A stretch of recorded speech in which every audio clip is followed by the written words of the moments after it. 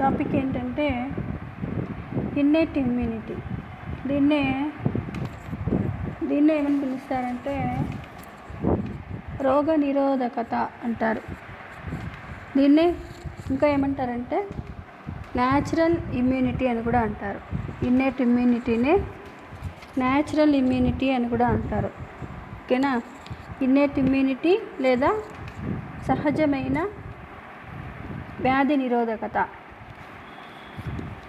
సహజమైన వ్యాధి నిరోధకత అంటే ఏంటి అనే దాని గురించి చూస్తే కనుక మనకి ఇమ్యూనిటీ అంటేనే మీకు ఇన్ని రోజులు క్లాసెస్లో ఏమర్థం ఏంటుందంటే ఇమ్యూనిటీ అంటేనే ఏంటి అంటే ఏదైనా యానిమల్స్లో కావచ్చు, ఏ యానిమల్ అయినా కావచ్చు, అది బాడీలో ఉండేటటువంటి ఫిజికల్ నేచర్, శరీర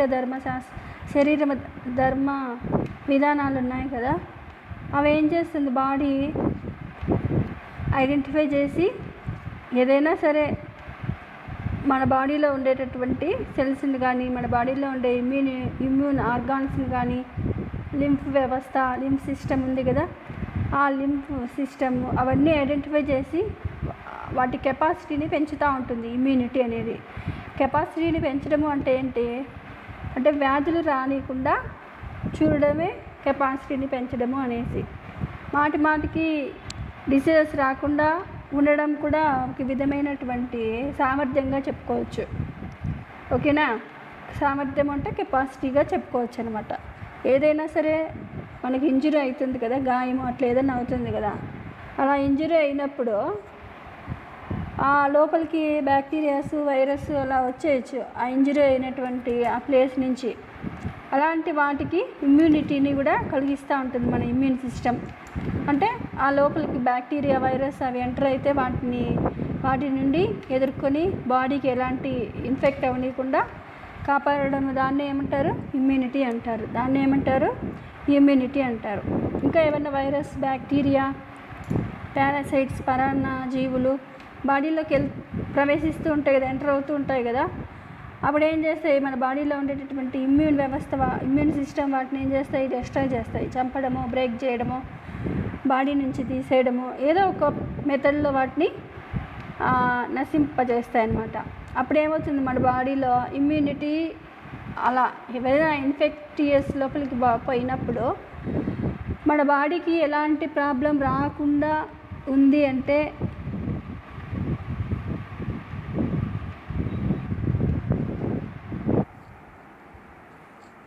చూడండి, అలా ఏమవుతుంది అంటే పారాసైట్స్, బ్యాక్టీరియా, వైరస్ ఇలాంటివి ఎంటర్ అయితే మన బాడీకి ఇన్ఫెక్ట్ అవుతుంటాయి కదా, అవి అవనీయకుండా చేసేది ఏంటంటే మన బాడీలో ఉండేటటువంటి ఇమ్యూన్ సిస్టమ్.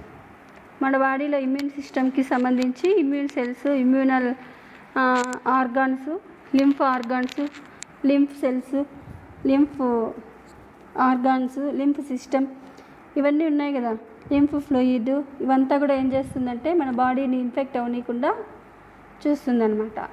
ఏమన్నా ఎంటర్ అయినా కానీ ఇవేం చేస్తాయి మన బాడీకి ఎంటర్ అయ్యిండే వాటిని చంపడము, లేదంటే బయటికి తీసేయడము, అలాంటివి చేస్తూ ఉంటుందన్నమాట. అలాగే చూడండి, మన బాడీలోకి ఏమన్నా ఎంటర్ అయింది అంటే వాటిని ఏమంటారు యాంటీజెన్స్, ప్రతిజనకాలు అంటారు.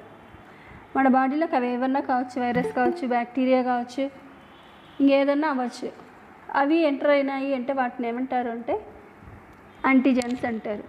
వాటికి ఆపోజిట్గా మన బాడీలో వ్యతిరేకంగా మన బాడీలో యాంటీబాడీస్ అనేటివి ప్రొడ్యూస్ అవుతాయి. ఈ యాంటీబాడీస్ ఏం చేస్తాయి, వాటి మీద దాడి చేసి వాటిని చంపడం ఇలాంటివి చేస్తూ ఉంటాయి. ఓకేనా? ఈ యాంటీజెన్స్ని యాంటీబాడీస్ ఏం చేస్తాయి అంటే నిర్మూలిస్తాయి అని. నెక్స్ట్ ఇంకా ఇమ్యూనిటీని మెయిన్గా 2 టైప్స్గా డివైడ్ చేయొచ్చు. అవే ఇన్నేట్ ఇమ్యూనిటీ, అక్వైర్డ్ ఇమ్యూనిటీ. సహజ, కృత్రిమ. ఇన్నేట్ ఇమ్యూనిటీ అంటే సహజమైన ఇమ్యూనిటీ. నెక్స్ట్ ఇంకొకటి అక్వైర్డ్ ఇమ్యూనిటీ అంటే ఇది ఆర్జిత అంటేనే ఏంది, ఆర్జించడం, బయట నుంచి తీసుకోవడం. అక్వైర్డ్ ఇమ్యూనిటీ అంటే ఏంటంటే కృత్రిమ వ్యాధి నిరోధకత అంటారు. ఈ అక్వైర్డ్ ఇమ్యూనిటీని మళ్ళీ 2 టైప్స్గా డివైడ్ చేయొచ్చు. Acquired immunity, passive acquired immunity. Active అంటే ఆర్జితమైందే, ఇది ఆర్టిఫిషియల్గా వచ్చిందే. బట్ ఇది ఎలా ఉంటుంది అంటే యాక్టివ్ అంటే మన బాడీ కొంచెం రెస్పాండ్ అయ్యి మన బాడీ కూడా కొద్దిగా ప్రిపేర్ చేసుకోవాలన్నమాట యాంటీబాడీస్ని. అలాగే ప్యాసివ్ ఇమ్యూనిటీ మీన్స్ ఏంటంటే వేరే వాళ్ళ బాడీలో నుంచి కానీ లేదా ఇంజెక్షన్ వ్యాక్సిన్స్ ఫామ్లో కానీ ఏదో ఒక మెథడ్లో నేరుగా యాంటీబాడీస్ని బాడీలోకి తీసేసుకోవడం ఏమంటారు, ప్యాసివ్ అక్వైర్డ్ ఇమ్యూనిటీ అంటారు.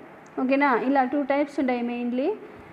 ఏవి అంటే passive acquired immunity, active acquired immunity. Active అంటేనే ఏమని అర్థము, ఫంక్షన్ చేయాలి, వర్క్ చేయాలి, మన బాడీ కొంచెం ఫంక్షన్ చేసి ప్రిపేర్ చేసుకోవాలి. అలాగే ప్యాసివ్ అంటే ఏం అవసరమే లేదు, గమ్మున ఉంటే బాడీలోకి ఇమ్యూనిటీ వచ్చేయడం. ఓకేనా. చూడండి, ఇన్నేట్ ఇమ్యూనిటీకి మెయిన్గా ఏవైనా సరే ప్రాణం ఉండే యానిమల్స్ బర్త్ నుంచి అవి పుట్టినప్పటి నుంచి కొన్ని ఇయర్స్ వరకు ఏ ఇన్ఫెక్షను అవనీకుండా చూసుకునేటటువంటి దాన్ని ఏమంటారంటే ఇన్నేట్ ఇమ్యూనిటీ అంటారు. అంటే ఇది బర్త్ నుండే వచ్చేసి ఉంటుంది అనమాట, పుట్టుకతోనే వచ్చేసి ఉంటుంది ఇలాంటి ఇమ్యూనిటీ. బై బర్త్ అంటారు కదా, అలా అనమాట. అంటే మదర్ నుంచి, పేరెంట్స్ నుంచి ఇన్హెరిటెడ్గా అనువంశికంగా వచ్చేసి ఉంటుంది అనమాట. ఇలా వచ్చినటువంటి ఇమ్యూనిటీ బయట నుంచి తీసుకునేది కాదు, ఇది మదర్ ఫాదర్ నుంచి వచ్చినటువంటి ఇమ్యూనిటీ ఇది. ఓకేనా. ఇది చూడండి, జనరల్గా వచ్చేటటువంటి అంటే న్యాచురల్గా వచ్చేటటువంటి ఇమ్యూనిటీ కాబట్టి ఈ ఇమ్యూనిటీ ఏం చేస్తుంది అంటే ఇది ఎక్కువగా కెపాసిటీని కలిగి ఉంటుందన్నమాట. ఆర్టిఫిషియల్ ఇమ్యూనిటీ కంటే కూడా న్యాచురల్ ఇమ్యూనిటీ ఎక్కువ సామర్థ్యాన్ని కలిగి ఉంటుందన్నమాట. బాడీలో ఉండేటటువంటి మైక్రో ఆర్గానిజమ్స్ చంపే విధానంలో ఇది ఎక్కువ కెపాసిటీ ఉంటుందన్నమాట. ఏవైనా బాడీకి మైక్రో ఆర్గానిజమ్స్ అవన్నీ మన బాడీలో ఉండే సెల్స్ ఐడెంటిఫై చేయవు, ఈ ఇమ్యూన్ సెల్స్ ఐడెంటిఫై చేస్తాయి అన్నమాట. ఇమ్యూనిటీకి సంబంధించినటువంటి ఆర్గాన్స్ సెల్స్ ఉంటాయి కదా, ఇవే ఐడెంటిఫై చేస్తాయి, వాటిని మెమరీ సెల్స్ అంటారు. ఆ మెమరీ సెల్స్ ఐడెంటిఫై చేసి మన బాడీలో ఉండేటటువంటి ఇమ్యూన్ సిస్టమ్కి ఏం చేస్తాయి, మెసేజెస్ని పంపుతాయి అన్నమాట. అప్పుడు ఇమ్యూన్ సిస్టమ్ అనేది వర్క్ చేస్తుంది అన్నమాట. ఓకేనా. నెక్స్ట్ చూడండి, ఇంకా మన బాడీ కొన్ని ఫిజికల్, మెకానికల్, అలాగే కెమికల్, అలాగే హెరిడిటరీకి సంబంధించినటువంటి కొన్ని ఫ్యాక్టర్స్ మీద కూడా మన ఇమ్యూనిటీ అనేది డిపెండ్ అయి ఉంటుంది. ఓకేనా.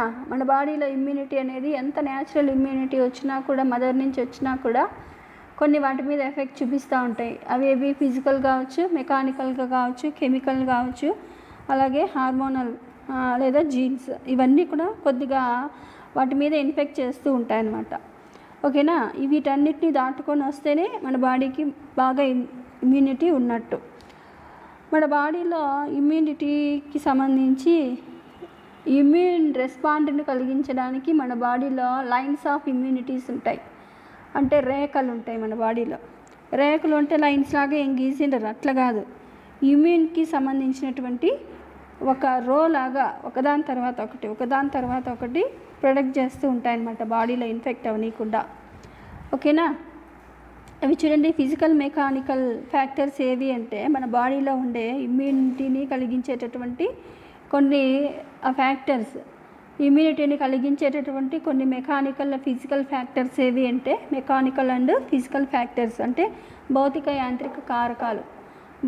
యాంత్రిక కారకాలు ఏవి అంటే స్కిన్, చర్మం, అలాగే శ్లేష్మస్తరం, మ్యూకస్ లేయర్స్, అలాగే శైలికలు, సిలియాస్, అలాగే మనము దగ్గడం, తుమ్మడం చేస్తుంటాం కదా, కాఫ్, ఇవి వస్తాయి కదా, అవి కూడా ఒక టైప్ ఆఫ్ ఇమ్యూనిటీని ఇచ్చేవే అవి. అదే ఎలా అంటారేమో, బాడీ లోపలికి వెళ్ళింటే కనుక మనకి డస్ట్ అలాంటి లోపలికి వెళ్తే వెంటనే మనం కాఫ్ లేదా తుమ్మడం జరుగుతూ ఉంటుంది కదా, అంటే ఏమైనా అర్థం, లోపలికి పోయేటివి ఈ వేలో బయటకు పంపించడం అనమాట.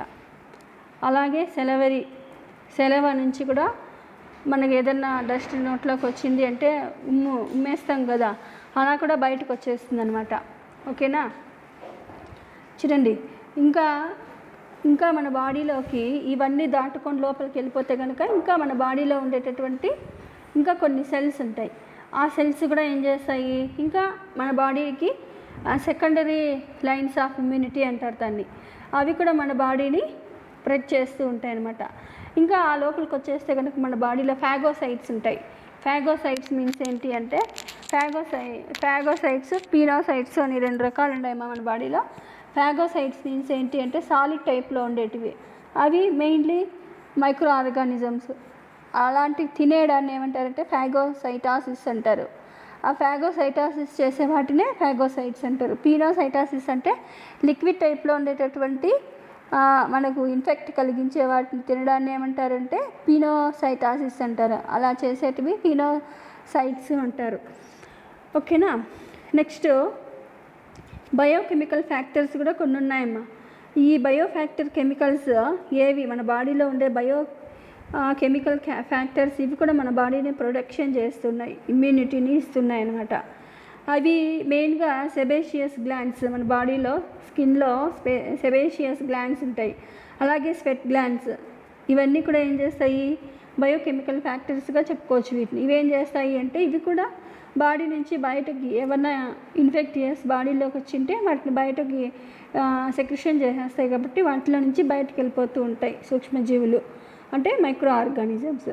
ఇంకా లాక్టిక్ యాసిడ్, అలాగే ఫ్యాటీ యాసిడ్స్, బ్యాక్టీరియా,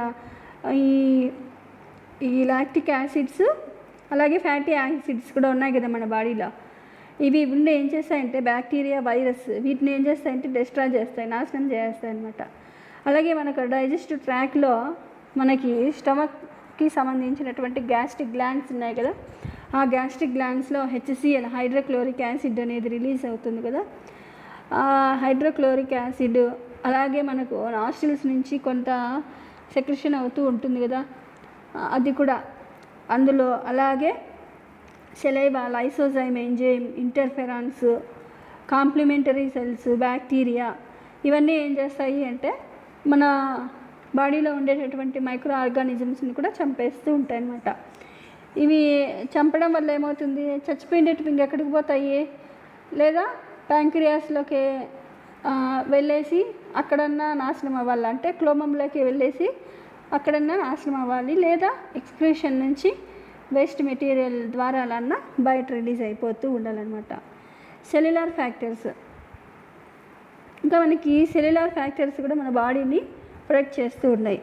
ఈ సెల్యులార్ ఫ్యాక్టర్స్లో మెయిన్గా క్రిమిభక్షణ అంటే ఫాగోసైటాసిస్ చేస్తాయన్నమాట. For example మ్యాక్రోఫేజ్లు. ఈ మ్యాక్రోఫేజ్లు అనేటివి పాలిమార్ఫోన్యూక్లియర్స్. ఇవి ల్యూకోసైట్లు అయినటువంటి యోసినోఫిల్స్, న్యూట్రోఫిల్స్, బేసోఫిల్స్ వీటినన్నీ ఏమంటారంటే సెల్యులార్ ఫ్యాక్టర్స్ అంటారు. ఏవేవి మ్యాక్రోఫేజెస్, పాలిమార్ఫోన్యూక్లియర్స్, ల్యూకోసైట్స్. మెయిన్గా ల్యూకోసైట్స్లో eosinophils, neutrophils, basophils, white blood cells ఇవన్నీ ఏం చేస్తాయి అంటే సెల్యులార్ ఫ్యాక్టర్స్గా వీటిని చెప్పుకోవచ్చు. వీటి ఫంక్షన్ ఏంటి అంటే మెయిన్గా ఇవి ఏం చేస్తాయి, మీకు తెలిసిండేది వైట్ బ్లడ్ సెల్స్ ఎందుకు మనకి ఇమ్యూనిటీని ఇస్తాయి అంటే ఏంది, ఈ మైక్రోబ్స్ని చంపుతాయి అని అర్థం. మైక్రోబ్స్ని ఏదో ఒక మెథడ్లో చంపడమో బయట దోయడమో ఏదో ఒకటి చేస్తూ ఉంటుంది అనమాట.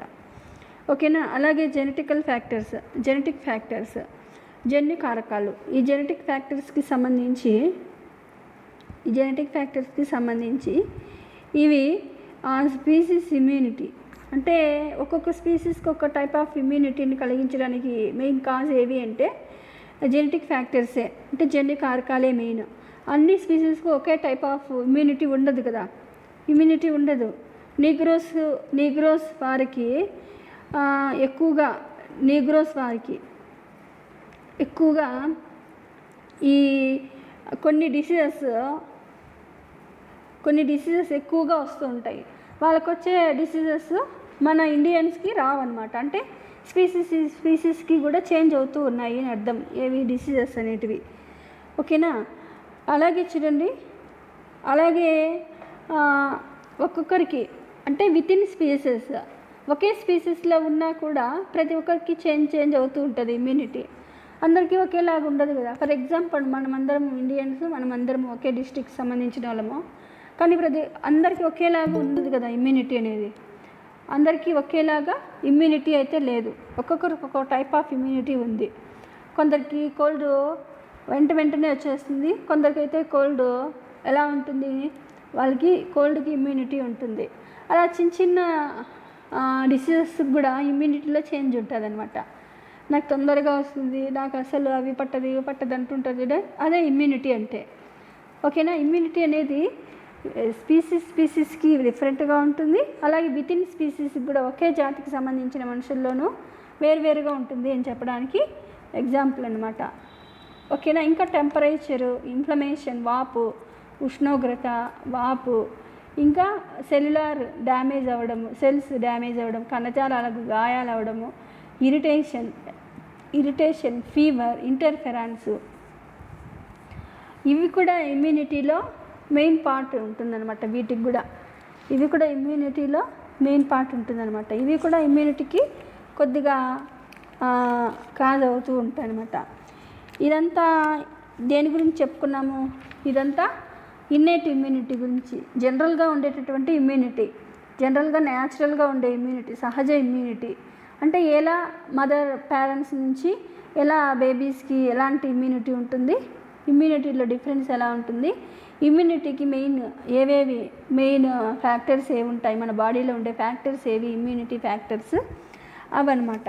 నెక్స్ట్ అక్వైర్డ్ ఇమ్యూనిటీ చూడండి. అక్వైర్డ్ ఇమ్యూనిటీ అంటేనే మీకు నేను చెప్పాను ఏంది, కృత్రిమమైనటువంటి ఇమ్యూనిటీ. కృత్రిమమైనవి అంటే ఏంటి అంటే వ్యాక్సినేషన్ ద్వారానో లేదా వేరే బాడీ నుంచి పెట్టించుకోవడమో యాంటీబాడీస్ని, ఇలా అనమాట. బయట నుంచి వచ్చేటటువంటి ఇమ్యూనిటీ అంటే పేరెంట్స్ నుంచి కాకుండా ఇంక వేరేగా ఎలాగైనా రానియండి, దాన్ని అంతటిని ఏమంటారు అంటే అక్వైర్డ్ ఇమ్యూనిటీనే అంటారు. పేరెంట్స్ నుంచి కాకుండా వచ్చే ఇమ్యూనిటీని ఏమంటారంటే అక్వైర్డ్ ఇమ్యూనిటీ, కృత్రిమ లేదా ఆర్జిత రోగ నిరోధకత అంటారు.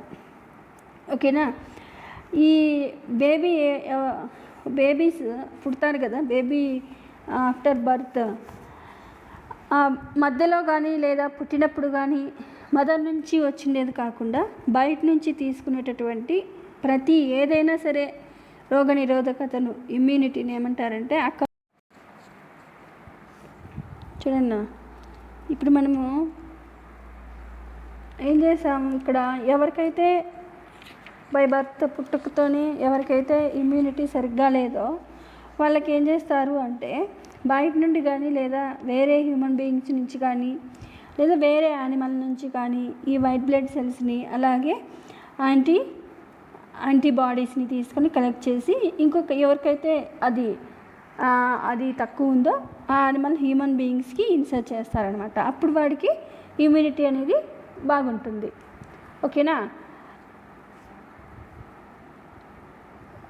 ఇలాంటి దాన్ని ఏమంటారంటే ఇలాంటి దాన్ని ప్యాసివ్, వాడేం ఫంక్షన్ చేయడంలే, వాడేం ప్రిపేర్ చేసుకోవడంలే, కానీ వాడి బాడీలో పెట్టుకోవడం ఒకటే వాడు చేస్తాడు. ఇది వాడి బాడీలో ఉంచుకోవడం వల్ల ఏమవుతుంది, వాడికి ఇమ్యూనిటీ అనేది వచ్చేస్తుంది. ఇలాంటి దాన్ని ఏమంటారు, ప్యాసివ్ అక్వైర్డ్ ఇమ్యూనిటీ అంటారు. ప్యాసివ్ అక్వైర్డ్ ఇమ్యూనిటీ అంటారు. ఓకేనా. ఇందులో ఆ బాడీకి ఎవరికైతే ఇన్సర్ట్ చేస్తామో వాళ్ళకి ఏంటి అంటే వాళ్ళు యాంటీబాడీస్ని తయారు చేసుకో పని లేదు, వాడు గమ్మున ఉంటే సరిపోతుంది. వాటి సెల్స్ ఎలాంటి యాంటీబాడీస్ని ప్రిపేర్ చేయదు. ఓకేనా. ఈ విధంగా ఒక్కొక్కసారి ఏమవుతుంది అంటే ఇలా పెట్టినటువంటి యాంటీబాడీస్ ప్రతిరక్షకాలు ఒక్కొక్కసారి సరిగ్గా పనిచేయకపోవడం కూడా జరుగుతూ ఉంటుంది. ఓకేనా. ఇవి ఒక్కొక్కసారి టెంపరరీగా కూడా అయిపోతూ ఉంటాయి అన్నమాట. ఓకేనా. కాబట్టి ఇలా ఎవరికైతే ప్యాసివ్ ఇమ్యూనిటీ ద్వారా ఇస్తామో అవి మెయిన్గా వ్యాక్సిన్స్ ద్వారా వేస్తే కనుక కొద్ది వరకు వాళ్ళకి ప్రయోజనం ఉంటుందంట, కొంతవరకు. ఓకేనా. ఇలా వ్యాక్సిన్స్ తీసుకుంటే వెంటనే బాడీ ఏమవుతుంది, రెస్పాండ్ అయ్యి ఇమ్యూనిటీని కలిగిస్తుంది అనమాట. ఈ యాంటీబాడీస్ ఏవైనా వైట్ బ్లడ్ సెల్స్ పెట్టడం కంటే కూడా బాడీలోకి వ్యాక్సిన్ వేయడం ద్వారా వచ్చేటటువంటి ఈ యాంటీబాడీస్ తయారవుతాయి కదా, అలాంటిది బెటర్ అనమాట. ఓకేనా. ఇంకా ఒక్కొక్కసారి ఏమవుతుంది అంటే మదర్ నుంచి బేబీకి ఏమవుతుంది బేబీకి ప్యాసివ్ వేలో ఏమవుతుంది అంటే ఇమ్యూనిటీ అనేది బేబీకి పోతుంది కదా, ప్యాసివ్ వేలో పోతుంది కదా. అది కూడా ఒక టైప్ ఆఫ్ అక్వైర్డ్ ఇమ్యూనిటీకి సంబంధించిందే. ఇలా అక్వైర్డ్ ఇమ్యూనిటీకి సంబంధించి ఏ యానిమల్ ఎవరి నుంచి అయితే తీసుకున్నారో రిసెప్టార్స్, అలాగే ఎవరి బాడీకి అయితే పెట్టారో వాళ్ళని ఏమంటారు, హోస్ట్స్ అంటారు కదా. ఇలా ఒకరి నుంచి ఒకరికి ఇలా పెడుతూ ఉంటారనమాట. అలాగే మన బాడీలో ఇలా అక్వైర్డ్ ఇమ్యూనిటీ కంటే కూడా ఈ అక్వైర్డ్ ఇమ్యూనిటీలో కొంతవరకు అయితే వ్యాక్సిన్ల వల్ల అయితే కనుక మంచి ఇమ్యూనిటీనే కలిగి ఉంటుందన్నమాట. మన బాడీలో ఇంకా ప్లూరిపోటెంట్ స్టెమ్ సెల్స్ అనేటివి కూడా ఉంటాయి మన బాడీలో. ప్లూరిపోటెంట్ స్టెమ్ సెల్స్ ఉంటాయన్నమాట మన బాడీలో. ఇవేం చేస్తాయి, ఇవి ఎక్కడుంటాయి అంటే మన బాడీలో బోన్ మ్యారో ఉంటుంది కదా, ఆ బోన్ మ్యారోలో ప్లూరిపోటెంట్ స్టెమ్ సెల్స్ ఉంటాయమ్మా. ఆ బోన్ మ్యారోలో ఉండే ప్లూరిపోటెంట్ స్టెమ్ సెల్స్ ఏం చేస్తాయి అంటే హీమో పాయిసిస్ చేస్తూ ఉంటాయి. అంటే రెడ్ బ్లడ్ సెల్స్ని, అంటే ఎర్ర రక్త కణాలను పుట్టిస్తూ ఉంటాయన్నమాట. ఈ ప్లూరిపోటెంట్ స్టెమ్ సెల్స్ని 2 కేటగిరీస్గా డివైడ్ చేయొచ్చు అనమాట. అవి లింఫాయిడ్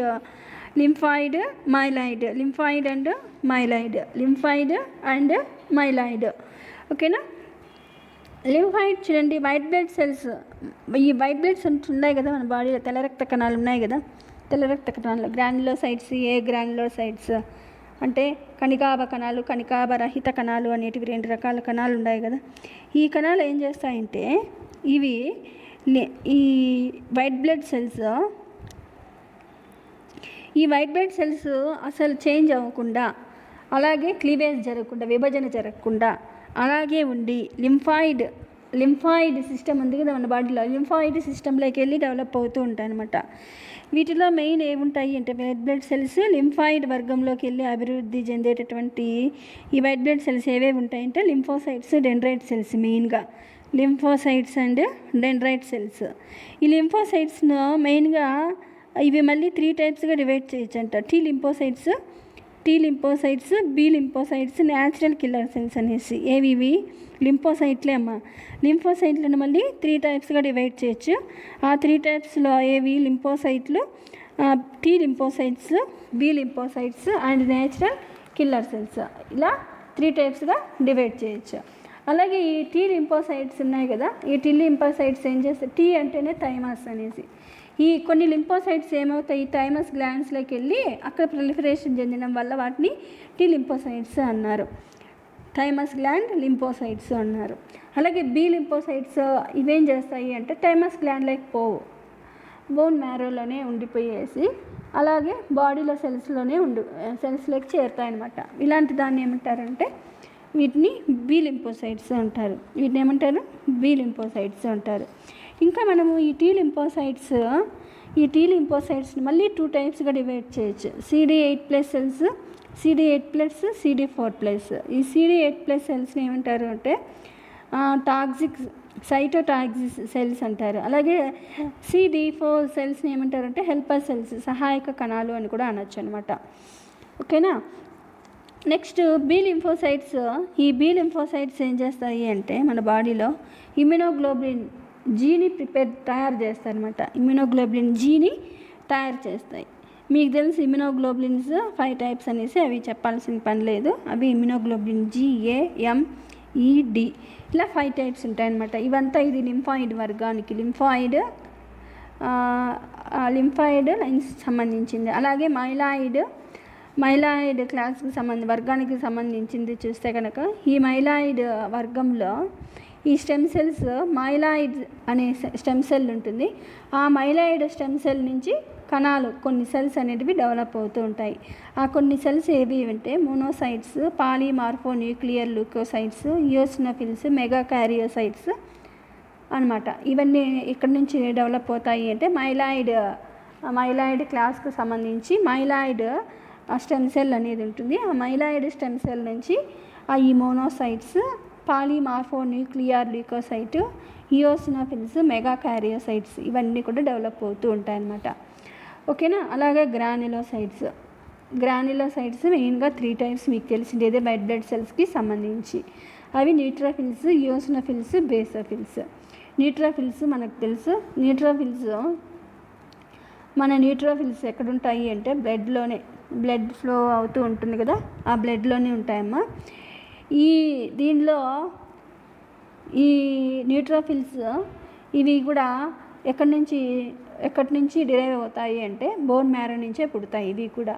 అలాగే ఈయోసినోఫిల్స్ ఇవి ఏం చేస్తాయంటే ఫాగోసైటోసిస్ క్రియ చేస్తాయి. అంటే ఫాగోసైటోసిస్ అంటే భక్షణ, తినేస్తూ ఉంటాయన్నమాట. తినడానికి ఎక్కువగా యూజ్ అవుతూ ఉంటాయి. ఏమన్నా మైక్రో ఆర్గానిజమ్స్ లోపల వస్తాయి కదా, అవి చంపడానికి, తినేయడానికి. అలాగే బేసోఫిల్స్, మెయిన్గా ఈ బేసోఫిల్స్ మనకు ఎలర్జీ రావడానికి మెయిన్ కాజ్ ఏంటి అంటే ఈ బేసోఫిల్స్ అనమాట. ఓకేనా. చూడన్నా, ఇప్పుడు మనము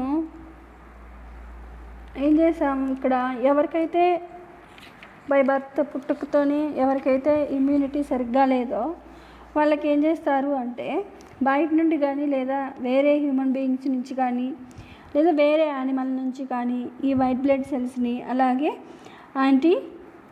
యాంటీబాడీస్ని తీసుకొని కలెక్ట్ చేసి ఇంకొక ఎవరికైతే అది తక్కువ ఉందో ఆ యానిమల్ హ్యూమన్ బీయింగ్స్కి ఇన్సర్ట్ చేస్తారనమాట. అప్పుడు వాడికి ఇమ్యూనిటీ అనేది బాగుంటుంది.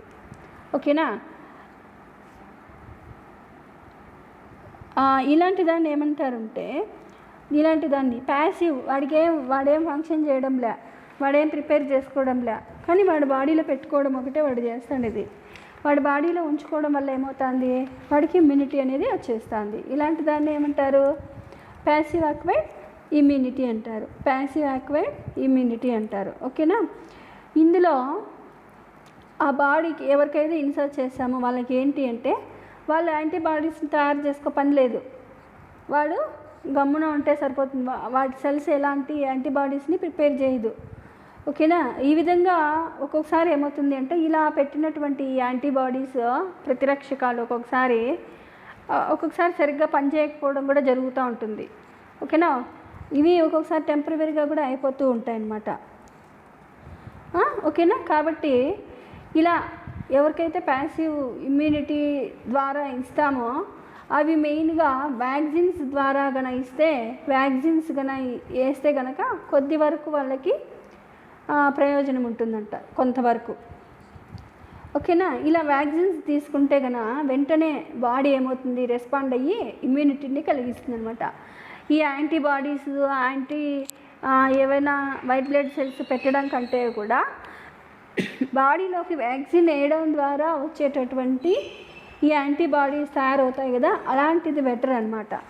ఓకేనా. ఇంకా ఒక్కొక్కసారి ఏమవుతుంది అంటే మదర్ నుంచి బేబీకి ఏమవుతుంది, బేబీకి ప్యాసివ్ వేలో ఏమవుతుంది అంటే ఇమ్యూనిటీ అనేది బేబీకి పోతుంది కదా, ప్యాసివ్ వేలో పోతుంది కదా. అది కూడా ఒక టైప్ ఆఫ్ అక్వైర్డ్ ఇమ్యూనిటీకి సంబంధించిందే. ఇలా అక్వైర్డ్ ఇమ్యూనిటీకి సంబంధించి ఏ యానిమల్ ఎవరి నుంచి అయితే తీసుకున్నారో రిసెప్టార్స్, అలాగే ఎవరి బాడీకి అయితే పెట్టారో వాళ్ళని ఏమంటారు, హోస్ట్స్ అంటారు కదా. ఇలా ఒకరి నుంచి ఒకరికి ఇలా పెడుతూ ఉంటారనమాట. అలాగే మన బాడీలో ఇలా అక్వైర్డ్ ఇమ్యూనిటీ కంటే కూడా ఈ అక్వైర్డ్ ఇమ్యూనిటీలో కొంతవరకు అయితే వ్యాక్సిన్ల వల్ల అయితే కనుక మంచి ఇమ్యూనిటీనే కలిగి ఉంటుంది అనమాట. మన బాడీలో ఇంకా ప్లూరిపోటెంట్ స్టెమ్ సెల్స్ అనేటివి కూడా ఉంటాయి మన బాడీలో. ప్లూరిపోటెంట్ స్టెమ్ సెల్స్ ఉంటాయన్నమాట మన బాడీలో. ఇవేం చేస్తాయి, ఇవి ఎక్కడుంటాయి అంటే మన బాడీలో బోన్ మ్యారో ఉంటుంది కదా, ఆ బోన్ మ్యారోలో ప్లూరిపోటెంట్ స్టెమ్ సెల్స్ ఉంటాయమ్మా. ఆ బోన్ మ్యారోలో ఉండే ప్లూరిపోటెంట్ స్టెమ్ సెల్స్ ఏం చేస్తాయి అంటే హీమో పాయిసిస్ చేస్తూ ఉంటాయి. అంటే రెడ్ బ్లడ్ సెల్స్ని, అంటే ఎర్ర రక్త కణాలను పుట్టిస్తూ ఉంటాయన్నమాట. ఈ ప్లూరిపోటెంట్ స్టెమ్ సెల్స్ని 2 కేటగిరీస్గా డివైడ్ చేయొచ్చు అనమాట. అవి లింఫాయిడ్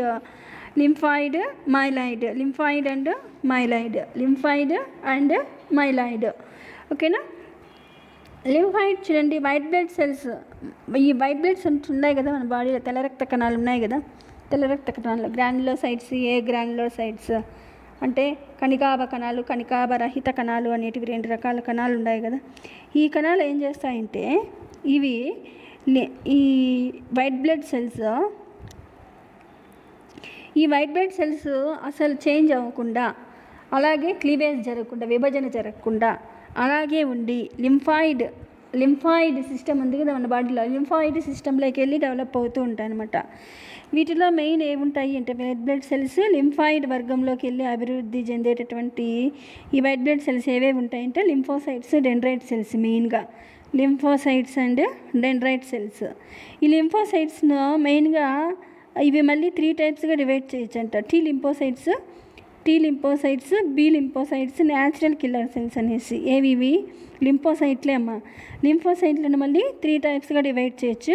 ఆ 3 టైప్స్లో ఏవి లింఫోసైట్లు, T lymphocytes, B lymphocytes and natural killer cells.